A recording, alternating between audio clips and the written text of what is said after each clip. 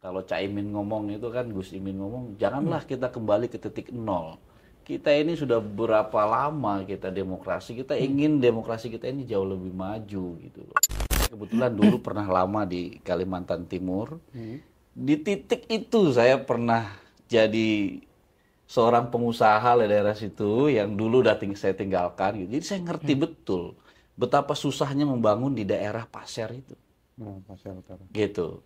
Tapi itu diperlukan. Itu sangat diperlukan. Kenapa? Karena kan kalau kita berpikir 50 tahun, 100 tahun ke depan itu diperlukan untuk pemerataan ekonomi. Cuma memang ya ojo ke susu. Ojo gerasa gerusu. Ojo gerasa gerusu. Itu pelan-pelan lah, ya nggak pelan-pelan. Ini per hari ini bahasa teman-teman tuh remis, sama rata kekuatannya. Per hari ini survei yang tidak dirilis dan saya baru lihat kemarin. Oleh lembaga apa? Ya insya Allah Amin lah yang masuk putaran kedua. Apalagi Amin ini yang paling banyak disebut di mana-mana ya. Sampai sholat pun disebut. Tapi sekarang di beberapa forum ya, udah nggak Amin lagi, Kobul.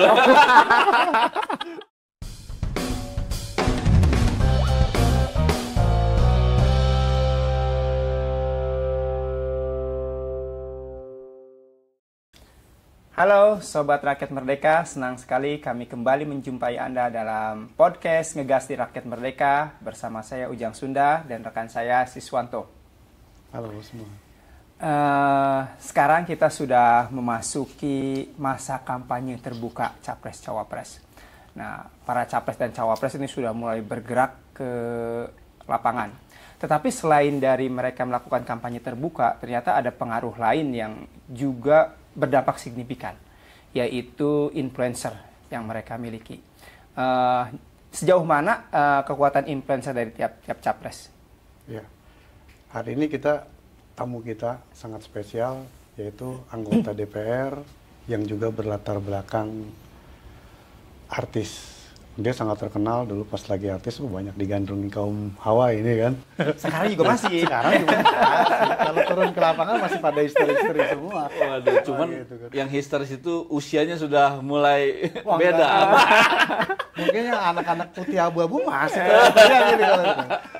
Tamu kita kali ini adalah anggota DPR dari fraksi PKB dan juga bagian dari Timnas Pemenangan Paslon 01, Mas Tommy Kurniawan. Siap. Sekarang selama jadi politisi akrabnya disapa Mas Tomkur. Iya. Mas Tomkur, makasih nih Iya, sebelumnya. thank you sama-sama Mas. Kesini. Thank you. Ya Mas, tadi seperti saya bilang ini kan yang menarik dalam beberapa pilpres berapa kali ini adalah pengaruh dari influencer juga yang sangat besar gitu kan. Iya. Karena diiringi juga dengan media sosial. Makanya parpol maupun paslon sama-sama mereka merekrut banyak-banyak influencer. Di tim Amin sendiri mungkin juga banyak. Dari PKB sendiri ada beberapa politisi berlatar belakang artis seperti Mas Tommy Kurniawan, Arzetti Bilbina, kalau nggak salah.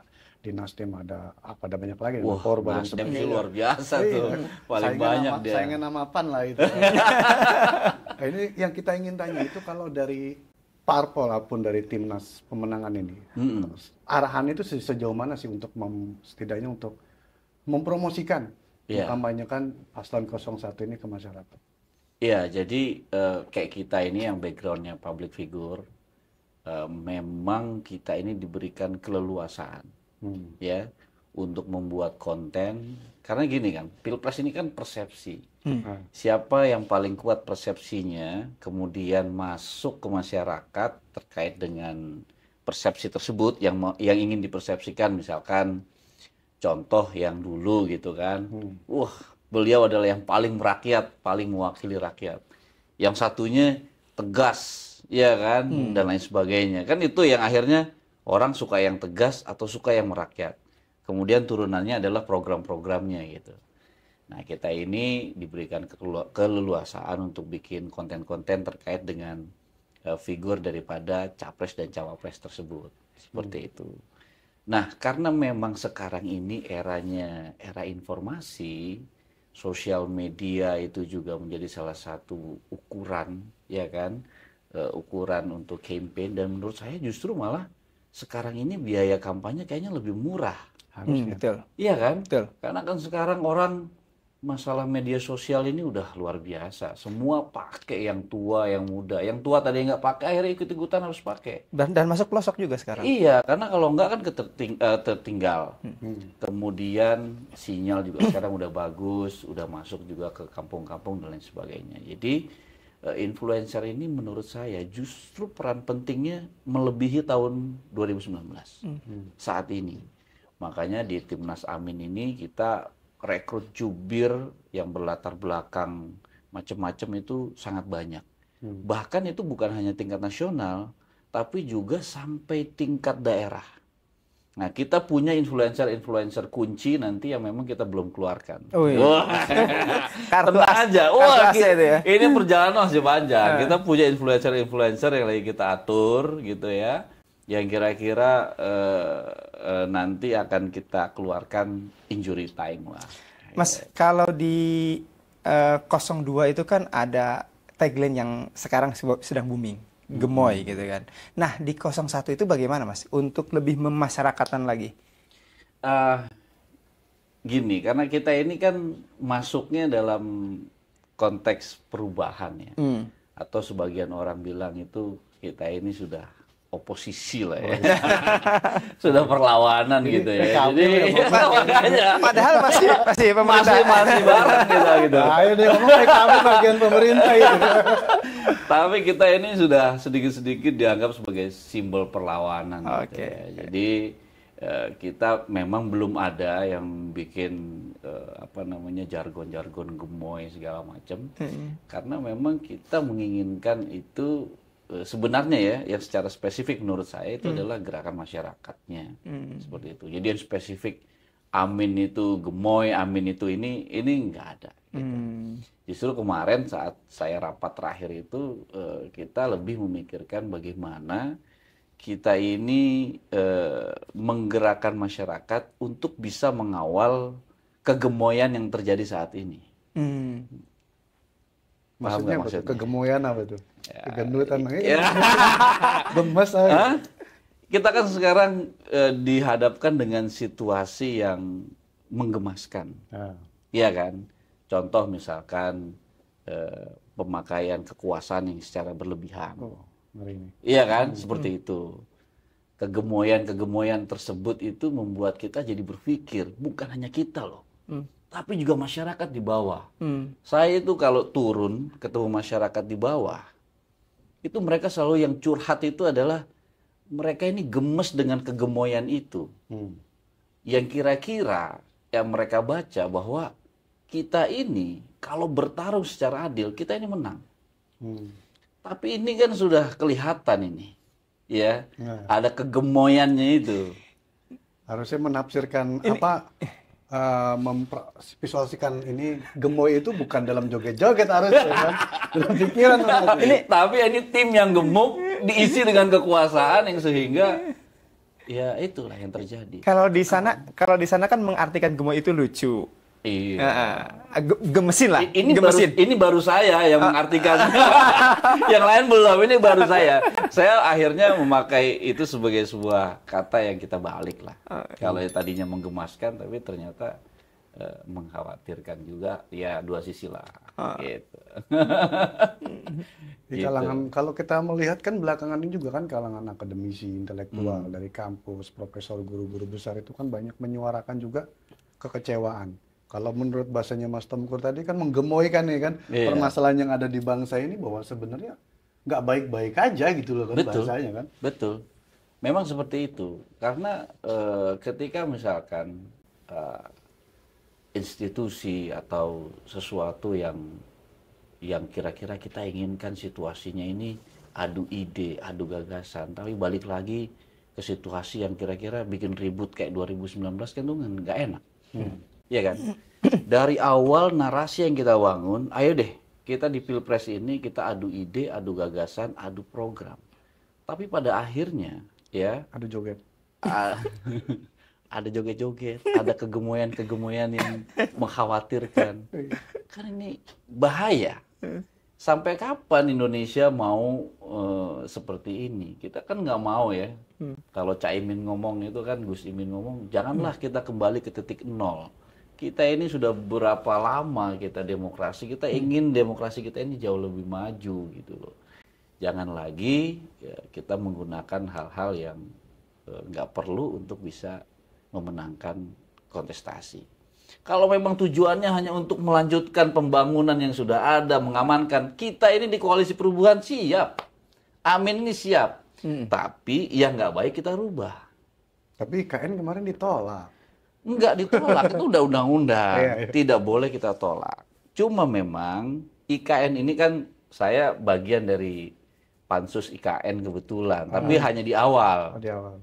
Di tengah saya Ganti. diganti gitu kan. Mungkin karena memang ada beberapa hal lah gitu. IKN ini memang diperlukan. Memang diperlukan. Ya, untuk mengatasi ketimpangan. Iya kan? Betul, betul. Kita lihatlah. Kalimantan, Sulawesi itu penghasil devisa negara berapa banyak.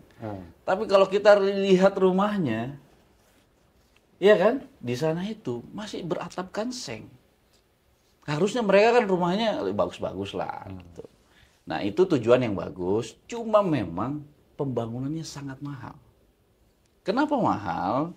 Karena kontur tanahnya itu tidak sama seperti kontur tanah yang ada di Jawa. Saya kebetulan dulu pernah lama di Kalimantan Timur. Di titik itu saya pernah jadi seorang pengusaha di daerah situ yang dulu udah saya tinggalkan. Gitu. Jadi saya ngerti betul betapa susahnya membangun di daerah pasir itu. Pasir Utara. Gitu. Tapi itu diperlukan. Itu sangat diperlukan. Kenapa? Karena kan kalau kita berpikir 50 tahun, 100 tahun ke depan itu diperlukan untuk pemerataan ekonomi. Cuma memang ya ojo ke susu. Ojo gerasa gerusu. Ojo gerasa gerusu. Itu pelan-pelan lah, ya nggak pelan-pelan. Jangan hanya karena itu kemudian melakukan segala cara. Kan semua bisa didiskusikan, ya kan? Bisa diserah terimakan, ya kan seperti itu. Mas, tapi saya mencatat omongan yang akhirnya menjadi viral itu omongannya Gus Imin terkait IKN itu. Kata Gus Imin, lagi enak-enak tinggal di Jakarta, suruh ke hutan. Iya. Ini akhirnya menjadi serangan keras dari yang mengatasnamakan orang-orang Kalimantan gitu. Ya kayak nggak tahu Gus Imin aja suka bercanda. Itu kan guyonan khas ala NU, ya kan? Kayak gitu-gitu nggak usah terlalu dianggap serius lah menurut saya, gitu. Mas, kembali ke 2014. Kalau lihat auranya kan ini Amin ini sangat optimis bisa memenangkan Pilpres. Tapi kalau kita lihat dari kondisi ya di survei kan Amin itu ada di posisi ketiga. Di sisi lain dengan NU yang merupakan basis Amin juga hubungannya dengan PBNU itu ya agak sedikit sering buntrang. Nah, terus bagaimana strateginya untuk menaikkan setidaknya dapat ke putaran kedua dan juga untuk di nanti putaran kedua bisa memenangkan Pilpres? Kang Ujang ya. Kang Ujang tahu nggak kalau ada survei yang nggak dirilis? Ini per hari ini bahasa teman-teman tuh remis sama rata kekuatannya. Per hari ini survei yang tidak dirilis dan saya baru lihat kemarin. Oleh lembaga apa? Ya saya nggak bisa buka. Survei internal lah ya. Ya ada internal, ada eksternal juga. Ini posisinya sama.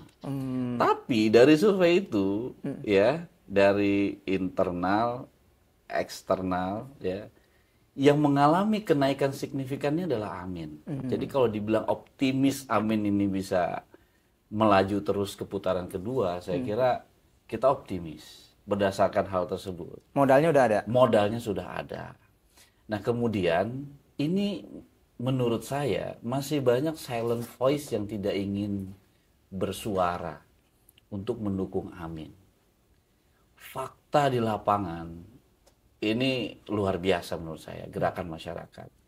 Saya datang ke kampung-kampung, saya datang ke beberapa komunitas. Itu rata-rata mereka itu Amin. Tapi mereka belum mau belum mau bersuara. Karena mereka mengerti dari titik terkecil sampai titik terbesar ini melawan sebuah apa bahasa ya? Tembok besar. Tembok besar yang kira-kira kalau mereka keluar sekarang, ini mereka bisa kena. Apa dasar pemikirannya? Dasar pemikirannya adalah dasar pemikiran pertarungan 2019 lalu. Gitu. Nah, kalau dengan PBNU kita ya sami'na wa ata'na dengan pimpinan gitu. Kita juga ya nggak mau ribut-ribut apalagi dengan kiai kita. Udahlah, kalau emang kita seperti itu ya udah nggak apa-apa. Dan memang PBNU itu kan tidak boleh berpolitik praktis. Itu kan sudah betul gitu. Jadi ya udahlah gitu. Tapi kan kita masih bisa mengkonsolidasikan Nahdliyin yang ada di bawah kan seperti itu. Nah, strategi-strategi lainnya yang tadi ini yang memang harus diperkuat adalah persepsi terkait dengan masalah Amin ini bisa menang. Kan opini lagi dibangun, seolah-olah Amin ini lemah. Padahal faktanya, kita ini semua 3 calon ini sama-sama kuat. Iya kan? Nah, untuk supaya tidak melemahkan relawan-relawan kita, justru malah untuk tambah semangat, persepsi ini harus diperkuat di tingkat dari mulai pusat sampai tingkat bawah. Karena mereka merasa, aduh kita ini yakin menang. Tapi kalau nggak dikuatkan dari kita, dari Timnas gitu, persepsinya, data-datanya, dan lain sebagainya, dan kita munculkan keberanian mereka untuk nanti kita secara serentak itu bergerak ya untuk memenangkan Amin, itu nanti nggak akan ada kenaikan. Jadi kalau istilahnya diam di dalam rumah terus kan nggak bagus juga gitu. Ada saatnya nanti teman-teman semuanya harus keluar. Bahkan ada beberapa daerah itu mereka nggak mau terima calon presiden lain, hanya menerima Amin. Hanya Amin. Saking fanatiknya. Nah, fanatisme inilah yang menurut saya membuat saya yakin kita bisa menang. Selama pilpres fair play gitu. Iya. Kuncinya ada di situ. Tapi kan gini ya, kita juga berpikir semua berpikir hal yang sama. Kita juga mencoba untuk mencari mitigation plan-nya kita bikin lah gitu ya. Gitu. Di antaranya adalah bagaimana nanti kita meminta, kita menginginkan bahwa masyarakat ini terlibat mengawasi secara penuh pada saat hari perhitungannya. Kita bikin sebuah sistem sedang dibangun sama Pak Ketua, ya Pak Ketua Timnas sedang dibangun. Jadi kesalahan-kesalahan atau kecurangan-kecurangan itu akan tercapture. Dan mungkin karena kita ini di Amin, ya udahlah semua juga udah tahu bahwa yang paling minim lah ibaratnya secara logistik adalah Amin. Kita memang menggerakkan masyarakat untuk berpartisipasi dalam pengawasan itu. Jadi nanti udah deh, kita nggak usah takut lagi. Ayo sama-sama kita awasin ini, kita lihat kecurangan-kecurangan yang kita capture, dimasukkan ke dalam sebuah sistem itu, ya kan, yang nantinya akan kita keluar. Saat pengundian nomor urut, itu kan Caimin juga sudah bilang, Iya. kalau ada kecurangan, Iya. kita viralkan. Iya. Laporkan. Nah, sekarang sudah ada nggak laporan ke tim Amin ada kecurangan di lapangan? Baru hari pertama nih kampanye. Ya. Iya kan? Baru hari pertama gitu. Kita itu justru... Tapi kan kecurangan itu tidak hanya di kampanye. Paham saya, paham. Yang dimaksud saya paham. Tapi kita justru lebih khawatir kecurangan yang berada di injury time. Yang ada di akhir. Kita tahu lah permainan-permainannya kita akan mengerti itu. Nah, kita justru pingin kekuatan untuk mengawalnya itu adanya justru kuatnya di akhir itu.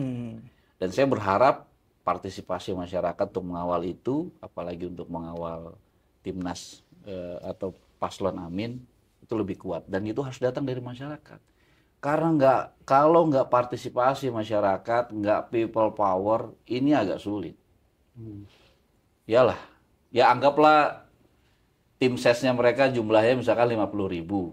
Tapi kalau udah 1 juta masyarakat yang turun mengawasi kan, kira-kira pasti kan kalah juga lah. Seperti itu. tim Amin ini terpengaruh nggak dengan sekarang yang dibangun oleh Paslon 02 ini kan gerakan satu putaran ya, Pilpres satu putaran.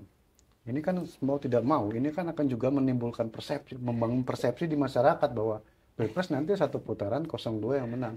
03, 01 itu kalah lagi. Ini kan begitu Itu yang tadi saya bilang.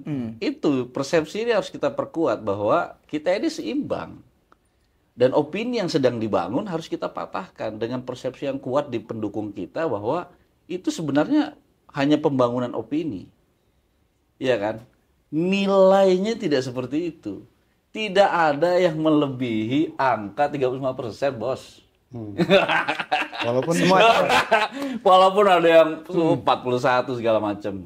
Bahkan kemarin 53%. Waduh, nggak mungkin lah. Itu terlalu jauh bangun opininya. Ya kan, terlalu jauh bangun opininya. Belum ada, apalagi di angka 40% lewat, belum ada satu paslon pun. Jadi ketiga calon ini memiliki kesempatan yang sama. Memiliki kesempatan yang sama. Apalagi nggak ada incumbent lah bahasanya. Walaupun ada anak incumbent. Iya. Tapi kalau seri, itu kan potensi salip-salipannya itu sangat tinggi. Justru, jadi ini yang seru gitu loh. Ini yang paling seru. Iya kan? Karena posisinya sama rata, margin errornya 2%, ya kan? Jadi, ya insya Allah Amin lah yang masuk putaran kedua. Apalagi Amin ini yang paling banyak disebut di mana-mana ya. Sampai sholat pun disebut. Tapi sekarang di beberapa forum ya, udah nggak Amin lagi, Kobul. Biar nggak Amin gitu. Kalau di masjid udah nggak bisa, ya kan? Lagi sholat nggak bisa. Tapi di forum-forum itu udah banyak yang ganti Amin jadi Kobul. Yang repot itu ASN. Yang repot itu kan ASN dia. Oh iya. Kan dia nggak boleh berpihak. Sementara kalau lagi baca doa, gimana baca? Aduh, luar biasa. Emang ya seru lah, memang di setiap Pilpres seru lah. Tapi Mas, ini kan Caimin di Jawa Timur. Ini banyak kan meramalkan bahwa pertarungan ini sebenarnya paling keras ini di Jawa Timur. Karena dilihat katanya kekuatan ini sama. Sebelumnya sebelum ada Caimin, Anies ini kan lemah banget katanya di Jatim. Tapi dengan adanya Caimin, ini tertolong. Betul. Cuma masalahnya Yamin walaupun dari PKB yang NU, justru di NU sendiri sekarang berpencar-pencar nih. Iya. Yeni Wahid misalkan di 03, ada Habib Lutfi di 02 gitu. Ini gimana pertarungan di Jawa Timur yang sangat keras nih? Ya kalau menurut saya strategi terbaik dari teman-teman Jawa Timur sudah kita bicarakan. Kita di sana all out. Jauh lebih all out daripada Jawa Barat, Banten, dan Jawa Tengah juga all out juga kita. Jadi kita ini bukan hanya Jawa Timur playing field-nya, battlefield-nya itu bukan hanya Jawa Timur. Memang setelah adanya Gus Imin di Jawa Timur itu, Amin ini luar biasa naiknya. Luar biasa. Secara presentase luar biasa. Pengaruhnya masuknya Gus Imin ini dengan Mas Anies ini luar biasa. Cuma kalau kita hanya berpikir battlefield hanya di Jawa Timur, itu terlalu kecil. Terlalu kecil. PKB di Jawa Timur secara infrastruktur, secara kader, itu sudah sangat luar biasa di sana. Kita nggak khawatir kalau Jawa Timur. Justru yang sekarang sedang kita kuatkan adalah Jawa Tengah. Kita punya metode tersendiri di Jawa Tengah yang sudah diuji cobakan oleh Gus Yusuf dan insya Allah akan ada hasilnya. Metodenya apa? Ya rahasia. Itu kandang banteng, kandang 02. Yes. Kemudian Jawa Barat juga kan sama nih. Ada beberapa teman yang dari sisinya 02 ngomong ke saya gitu. Aduh, gua terpengaruh nih adanya Amin gitu kan. Tapi di sisi lain kita juga terpengaruh. Ada orang yang benar-benar fanatik dengan 02 gitu. Ya kan? Saya memang hampir tidak menemukan battlefield dengan 03 nih. Saya nggak tahu adanya di mana ya. Atau mungkin wilayah kerja saya nggak menemukan tempat-tempatnya 03. Gitu. Di Jawa Barat. Yang selalu ada 02. Gitu. Tapi Kang Emil bilang dari hasil surveinya dia yang kemarin dirilis itu, menurut Emil itu Jawa Barat masih 0-2. Sangat. Selisihnya juga pun agak jauh. Mutlak, Iya. menang mutlak. Ya itu kan bolehlah bangun opini gitu.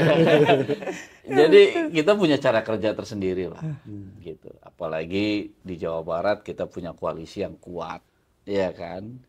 Ya kira-kira bisa kita adu lah gitu. Kandangnya PKS lagi di sana. Ya makanya jadi bisa kita adu lah gitu kan. Saya kira sekarang semua boleh beropini, tapi pasti masyarakat yang akan menentukan kan gitu. Tapi kalau saya lihat di bawah itu simpul-simpul masyarakat, ini bukan karena saya bagian dari Timnas Amin atau bagian dari PKB, memang banyak masyarakat yang tidak berpartai itu dukungnya Amin, banyak sekali simpulnya. Nah yang saya khawatir memang, ya ini tiba-tiba nih dipetakan kan gitu, titik-titik itu gitu, terus tiba-tiba di invasi ya gitu. Wah ini kita khawatir ya. Waduh. Berarti formasi harus dirubah lagi. Kalau awalnya misalkan 4-3-2 gitu kan. Iya. Sekarang udah posisi menyerang nih, Pak. Jadi saat mereka invasi kita udah ada di depan ya. Jadi kosong gitu ya. Mas, kalau di akar rumput tadi sudah dibicarakan bahwa itu sangat condongnya ke Amin. Tapi ada beberapa yang itu Timnas Amin itu kan ada tokoh-tokoh yang direkrut. Atau yang namanya disebut-sebut. Ada Ibu Susi, ada Khofifah, ada dan lain sebagainya. Tapi ada beberapa yang ternyata tak bersedia masuk. Itu berpengaruh nggak? Menurut saya sih nggak terlalu berpengaruh besar ya. Menurut saya nggak terlalu berpengaruh besar karena memang pertama yang komunikasikan bukan saya, Pak Sudirman Said yang ditugaskan untuk berkomunikasi dengan tokoh-tokoh tersebut. Ada memang sebagian tokoh mereka mendukungnya dari sisi luar aja, nggak perlu mereka berada di dalam, seperti itu. Karena ya mungkin ingin lebih bebas bergerak lah gitu. Tapi ada juga tokoh-tokoh yang memang bergeraknya di dalam. Kan ada juga yang dititipkan tapi namanya kita nggak tahu dan lain sebagainya gitu. Kan itu udah menjadi sesuatu hal yang biasa lah menurut saya gitu. Nggak terlalu berpengaruh besar, tapi justru mereka bisa bergerak secara bebas untuk bisa membangun opini, untuk mendukung ke salah satu calon tertentu. Jadi tidak merugikan ya? Tidak merugikan, justru menguntungkan. Ada salah satu podcast yang dibikin sama tokoh tersebut gitu ya, kemudian justru malah menguntungkan kita. Ya beliau memang ya tidak bersedia gitu ya, terus kemudian beliau bikin podcast, tapi isinya itu saya lihat, oh ini justru malah menguntungkan kita. Gitu. Jadi ya banyak cara lah untuk mendukung. Itu yang dibilang juga silent gitu ya. Silent Orang selama ini masih menunggu bersikap untuk wait and see dulu gitu ya. Tapi sebenarnya sudah punya keputusan, hanya bergeraknya nanti gitu. Iya, banyak sekali. Banyak tuh di Amin seperti itu. Dan saya temukan, bahkan sudah menelpon saya, beberapa sahabat-sahabat saya yang punya pengaruh besar, baik di dunia darat dan juga udara gitu. Memang mereka memiliki trauma tersendiri pada saat lalu itu. Pada saat 2019 mereka secara terang-terangan mendukung gitu ya. Kemudian mereka dihajar gitu, tidak dibelain juga gitu. Dia ngomong langsung sama saya. Jadi mereka akan mencari sebuah momen yang tepat untuk keluar dari pertapaannya gitu. Tapi mereka secara jelas dan fanatik sekali mendukung Amin. Cuma memang belum aja gitu. Jadi itu saya kira banyak lah orang-orang yang kayak gitu. Dan saya meyakini bukan hanya teman-teman saya saja atau tokoh-tokoh itu, banyak sekali di lapisan masyarakat yang kira-kira masih silent lah gitu. Mas, pertanyaan terakhir. Hari ini kan kampanye terbuka dimulai. 03 memulai dari cawapresnya dari Aceh, capresnya dari wilayah paling timur. 01 ini yang berbeda nih. Satu dari Jakarta, satunya Satu di Jawa Jombang Timur, gitu iya. kan. Tempat kelahiran, tempat daerah Iya. asalnya masing-masing nih. Iya. Ini kelahiran Imin, Jakarta ini dianggap awal karirnya apa? Pak Anies. Iya. Sebenarnya apa yang mau disampaikan pesan dari Jadi gini, yang mau disampaikan pesan bahwa setinggi-tingginya kita bertanding, setinggi-tingginya jabatan kita, kalau kita masih memiliki orang tua, hal pertama yang kita lakuin adalah minta ridho dari orang tua. Gus Imin minta ridho dari ibunda, dari Eyang. Pak Anies juga tadi sebelum memulai kegiatan minta ridho dari orang tuanya. itu udah berapa kali seperti itu? Ya ini kan memulai peperangan yang baru. Ya itu yang pertama. Dan yang kedua, ya ini bagian daripada tadi persepsi memperkuat. Kita ini semua sudah siap perang, ayo sama-sama. Ya kan? Kita mulai dari Jakarta, saya ingin mulai Jawa Timur menyemangat kita. Pertemunya di mana nanti itu? Kalau Nah. yang ini kan udah satu dari barat, satu dari timur, nanti bertemunya di tengah Jawa. Gitu. Enggak, ini saya tuh dulu itu ya pernah ada gerakan ya dari timur ujung timur semua. Itu kayaknya ada hitungan-hitungan Jawa gitu. Ya kan? Dari dua ujung Indonesia, mungkin ada juga nanti yang dua sana lagi gitu ya. Gitu. Mas, ini sebelum kita akhiri kita ada game dulu, Mas. Waduh, apa nih? Jawab cepat. Jawab cepat aja. Jawab cepat ya. Wah, Ini nggak ada hadiah sepeda. Nggak ada hadiah sepeda. Cuman 5 pertanyaan, jawab cepat. Oke. Oke, yang pertama berat lawan Prabowo Gibran atau Ganjar Mahfud? Prabowo Gibran. Prabowo Gibran. Lebih baik didukung PBNU atau Kiai Sepuh? Oke, sepuh. Politik dinasti atau politik identitas? Ini bingung nih. Berat dua-duanya nih. Ya udah politik identitas deh. Karena politik itu membutuhkan identitas gitu ya. Yakin 1 putaran atau 2 putaran? 2 putaran. Lebih enak jadi politisi atau lebih enak jadi artis? Kalau jujur ya, jadi artis Mas. Tapi politisi juga enak. Banyak temennya lebih banyak lagi. Takut ada bayang-bayang KPK. Kalau dulu teman-temannya kan hanya hura-hura gitu ya. Kalau sekarang temennya serius-serius gitu. Jadi lebih pinter lah sedikit. Sobat Rakyat Merdeka, itulah obrolan kami dalam kesempatan kali ini bersama Mas Tommy Kurniawan. Obrolan yang sangat menarik, yang sangat seru. Kami mewawancarai Mas Tommy dan Anda yang akan menentukan pilihannya. Dan jangan lupa like and subscribe YouTube Rakyat Merdeka TV dan nantikan podcast kami selanjutnya. Mungkin yang terakhir dari Mas Tomkur, closing statement. Closing statementnya, ayo kita aminkan Indonesia. Itu aja. Thank you. Terima kasih sekali Mas. Thank you.